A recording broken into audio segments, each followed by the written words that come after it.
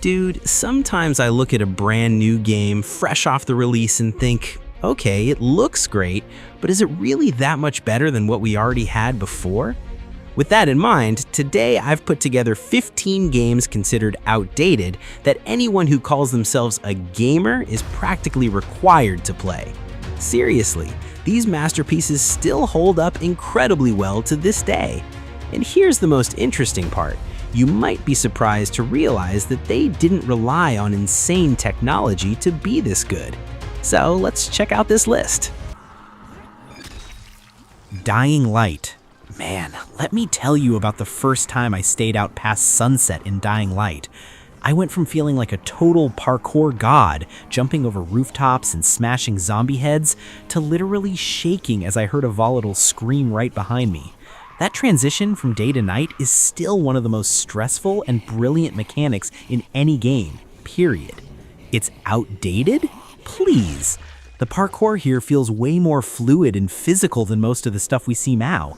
You actually feel the weight of Kyle Crane as he grabs a ledge or slides under a gate.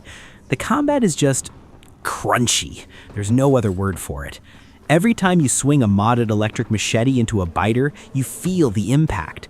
I personally love the weapon crafting. Finding some scrap and a blueprint to turn a simple pipe into a flaming death tool is so satisfying. The story might be a bit of a B-movie trope, but the city of Heron is the real star. It's a vertical playground that respects your skill. If you haven't experienced the sheer panic of a nighttime chase in this game, you're missing out on a core gaming memory. It's a 10 out of 10 for the atmosphere alone.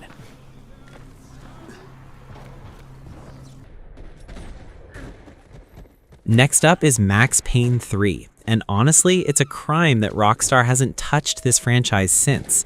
This is hands down the most polished third-person shooter ever made. When you dive through a window in slow motion, it's not just an animation, it's physics. Max's body reacts to every chair, table, and wall. I remember being blown away by the Euphoria engine. If you land on a flight of stairs, Max actually tumbles down them like a real person. It makes the gunplay feel incredibly visceral and heavy.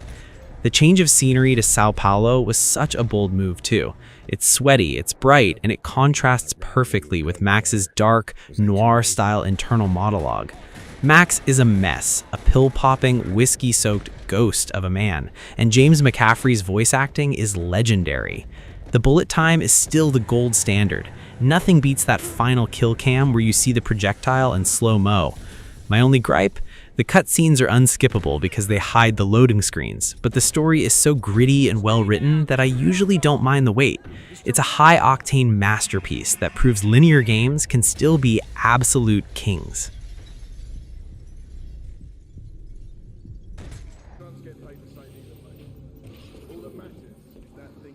Titanfall 2. I will stand by this until the end of time. Titanfall 2 has the best single-player FPS campaign of the last decade. It's a masterclass in pacing. Within the first hour, you go from being a grunt on the ground to bonding with BT-7274, a giant walking tank with a dry, literal sense of humor.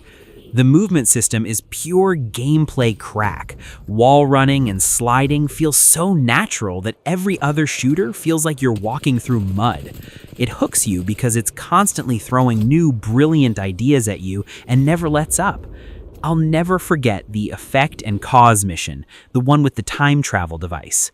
I won't spoil how it works, but the way it integrates into the combat and platforming is just mind-blowing. It's short, punchy, and has zero filler. Every mission feels like it could be its own separate game. The bond between Jack Cooper and BT is surprisingly emotional too. I didn't think I'd care about a robot, but by the end, I was ready to run through a wall for him.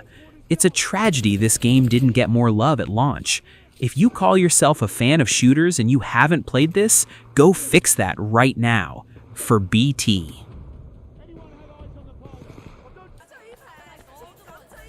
Sleeping Dogs. Rounding out our first batch is Sleeping Dogs, the most underrated open world game of all time, period.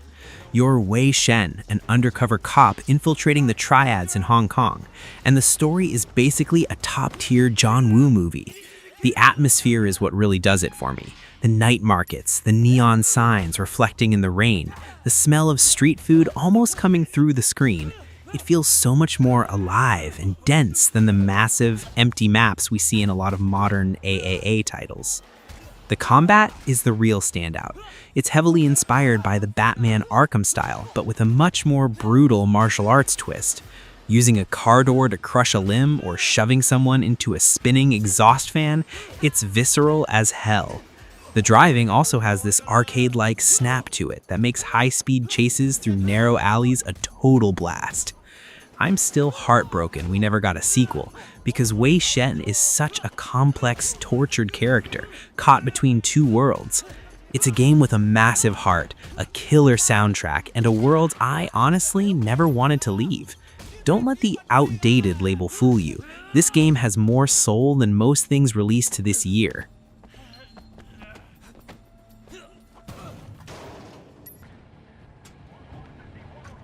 Medal of Honor 2010 kind of got run over by the modern warfare craze at the time, but it has a soul that a lot of shooters have since lost.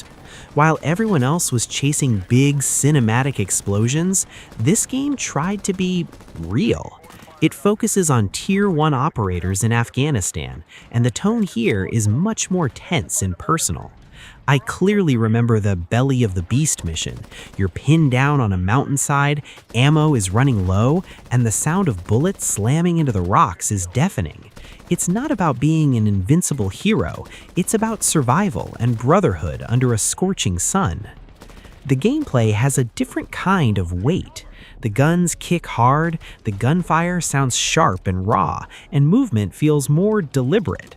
I personally love the contrast between the Ranger missions, which are pure chaos and heavy infantry combat, and the Tier 1 missions, where you move through the silence of the night using night vision goggles and precision rifles. The enemies aren't cartoonish, the danger feels constant and unseen. Ramin Djawadi's soundtrack, the same composer behind Game of Thrones, elevates the atmosphere to something both epic and melancholic.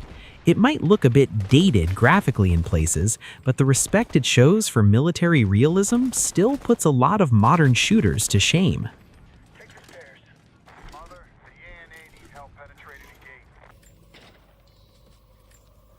Rise of the Tomb Raider. If there's one game that defines what a modern exploration adventure is, it's Rise of the Tomb Raider. In my opinion, this is the peak of Lara Croft's modern trilogy. I spent hours just in photo mode, admiring the way snow builds up on Lara's clothes or how the light hits the ruins of Kitesh in Siberia. The real magic here is the balance between survival and discovery. The feeling of finding an optional tomb hidden behind a frozen waterfall and having to use your brain to solve a complex puzzle is something very few games deliver with this level of satisfaction today. Lara's evolution as a character is phenomenal. She's no longer the scared girl from the first game, but a driven and dangerous archaeologist. The combat gives you an incredible amount of freedom.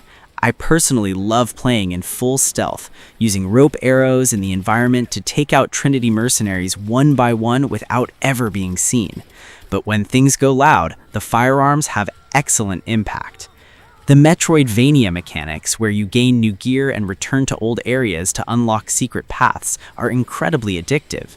It's a polished, beautiful game with a pace that never lets you get bored.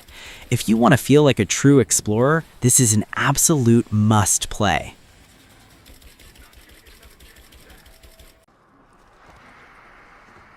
Middle-earth Shadow of War? Man, I have to talk about the Nemesis system in Shadow of War. It's a crime that no other company has copied this mechanic to this day. That system creates personal stories that are completely your own. I remember an orc named Pug the Unashamed. I killed him like 3 times, and the guy kept coming back every time with new scars, trash-talking me and ambushing me at the worst possible moments. That builds a unique sense of hatred and rivalry. You're not just killing generic NPCs, you're building a blood-soaked story in Mordor. The combat is that extremely refined Arkham-style system, fluid, fast, and brutally satisfying. But the scale here is what really stands out. You're not just a ranger, you're a general commanding an army of orcs you recruited or brainwashed yourself. Assaulting a massive fortress while riding a drake, breathing fire on the defenders as your orc captains climb the walls, is one of the most epic experiences you can have. Some people say the map is too big or the missions get repetitive, but the loop of hunting captains, exploiting their weaknesses, and dominating entire regions is pure gaming crack that keeps you hooked for dozens of hours. It's the ultimate sandbox for any Lord of the Rings fan.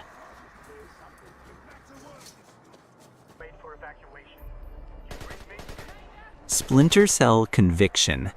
I know franchise purists tend to turn their noses up at this game because it leans more into action, but Splinter Cell Conviction is way too stylish to be ignored. Here, Sam Fisher is no longer an agent following orders. He's an enraged father on a path of revenge, acting like a predator in the shadows. The mark and execute mechanic makes you feel like John Wick before John Wick even existed in movies. You plan your moves, mark 4 targets, and clear a room in 2 seconds with surgical precision. It's one of the most satisfying mechanics in the history of stealth games. What I love most about this game is its noir aesthetic. Mission objectives are projected directly onto the environment. Sam's memories appear like old films on building facades. Everything feels incredibly integrated and immersive. The hand-to-hand combat is brutal. Sam uses Krav Maga techniques that are almost painful to watch because they feel so real.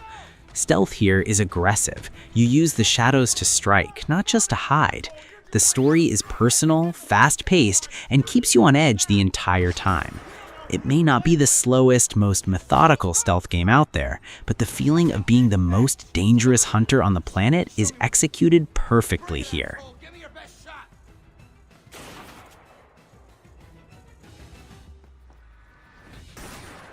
It was clear that the workshop was at the center of the Monarch operation.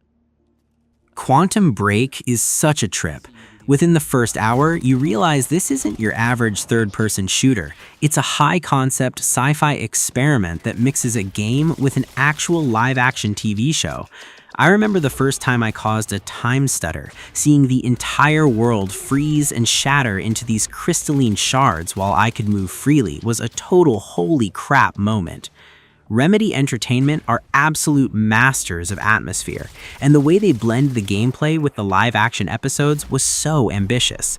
Your choices in the game actually change scenes in the show, which is a wild concept that I still think was ahead of its time. The combat is where the game really shines for me. Once you unlock Jack Joyce's time powers, like the Time Shield or the Time Blast, you stop playing it like a cover shooter and start playing it like a god. Dashing across the room in a blink and catching enemies off guard is so satisfying.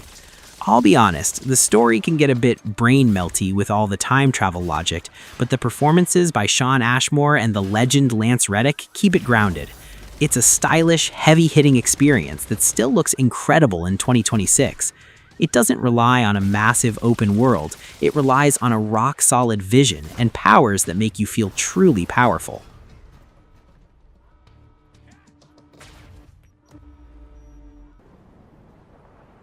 Tom Clancy's The Division.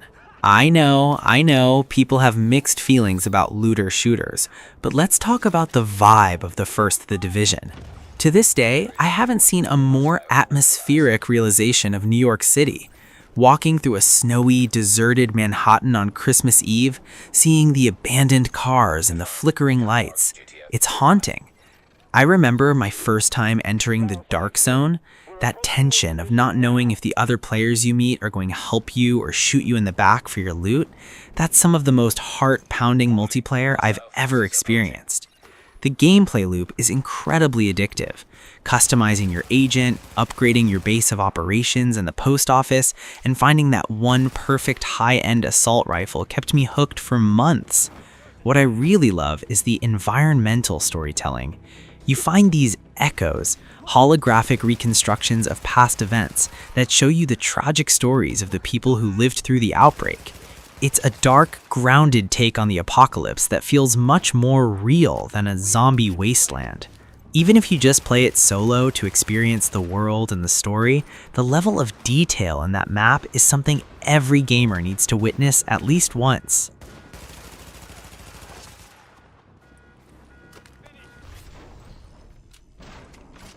BioShock. Would you kindly?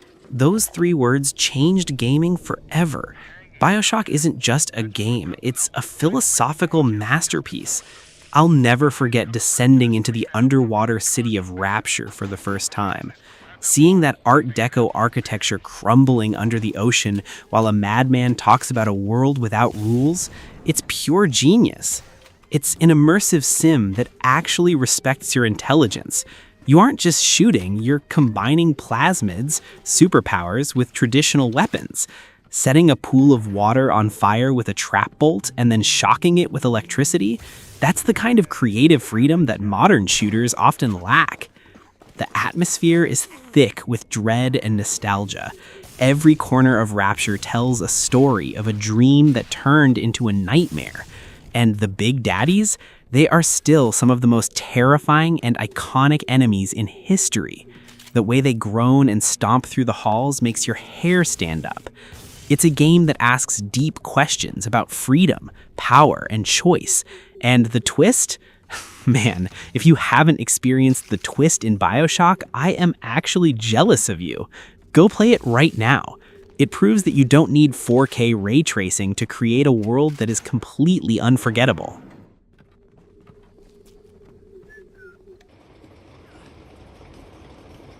Uncharted 2: Among Thieves. If you want to know why Naughty Dog is considered one of the best in the business, you look at Uncharted 2. This is the definitive cinematic action game. The opening, Nathan Drake waking up in a train car hanging over a snowy cliff, is still one of the best cold opens in history. This game is pure, unadulterated joy.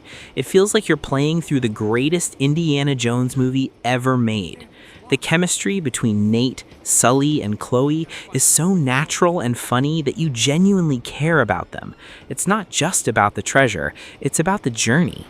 The set pieces are legendary. The collapsing building in Nepal, the high-speed chase through the mountains, the fight on the top of a speeding train, it's all seamless. It doesn't feel like a scripted, boring event. It feels like you are the one making the narrow escapes. The gunplay is snappy, the climbing is intuitive, and the pacing is perfect. There's no dead air in this game. It's a globe-trotting adventure that never wastes a second of your time. Even though it's technically outdated, the sheer polish and fun factor make it better than 90% of the action games released today. It's a 10 out of 10 masterpiece that every gamer must play.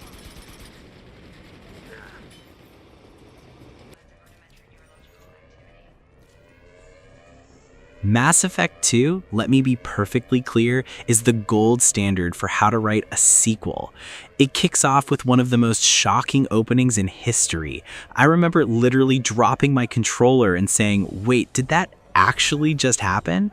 BioWare took a great sci-fi RPG and turned it into a high-stakes suicide mission where every single person on your crew can die if you're not a good leader. The hook here isn't just the space combat or the biotics, it's the loyalty. I spent hours talking to characters like Garrus, Mordin, and Tali, just soaking in their backstories. By the end, they didn't feel like NPCs, they felt like my actual squad. The gameplay shift toward a punchier, more tactical shooter was exactly what the series needed. But man, that final mission, the tension of deciding who goes into the vents, who leads the fire team, and who stays back to defend the door, that's pure adrenaline. Every choice you made throughout the game ripples into that finale. It's a game about leadership, sacrifice, and the weight of being a hero. Even with the outdated textures, the character writing and the sheer scale of the Reaper threat make it an essential experience. If you haven't sat in the captain's chair of the Normandy SR2, you haven't truly lived a sci-fi epic.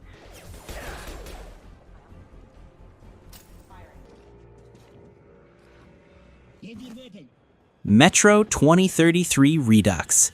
Now let's go from the stars to the mud and the dark of the Moscow tunnels. Metro 2033 Redux is probably the most atmospheric shooter I have ever played. It's not just a game about shooting mutants, it's a game about survival in a world that's already ended. I love the analog feel of everything. You have to manually pump your pneumatic rifle, wipe the blood off your gas mask, and constantly check your watch to see how much air you have left.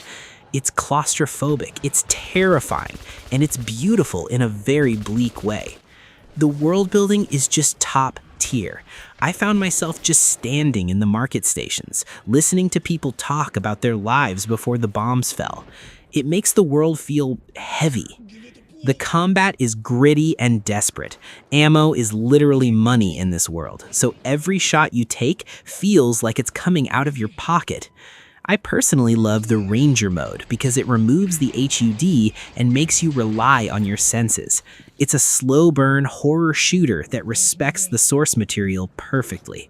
If you want a game that makes you feel the cold and the fear of the dark, Artyom's Journey is mandatory. It's a masterpiece of immersion that puts many modern, clean shooters to shame.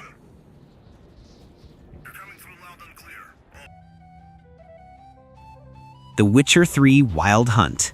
Finally, we've reached the king. The Witcher 3 is the game that basically ruined other open worlds for me. People call it outdated now because it's a few years old, but I'm still waiting for a modern game to have side quests this well written.